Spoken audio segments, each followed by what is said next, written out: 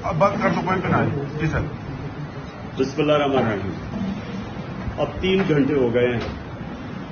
3 घंटे से मुझे इन्होंने यहां रखा हुआ है अदालत के अंदर, जाने नहीं दे रहे।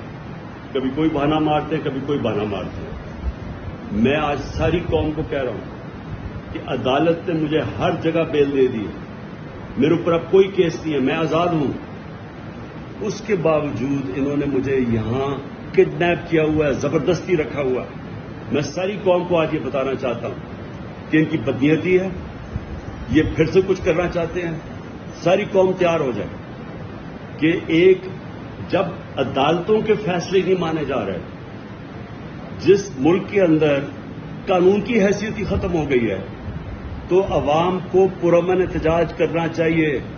नहीं तो हम भेड़ बकरियां बन गए हैं। अब जब आइन की भी कोई परवाह ना हो, जब कानून की भी परवाह ना हो, जो ताकतवर हो जो मर्जी चाहे कि अदालत ने फैसला कर दिया कि मैं आजाद हूं। 3 जजेस ने हाई कोर्ट के फैसला किया है, उसके बावजूद मुझे यहां रोका हुआ इन्होंने पिछले 3 घंटे से।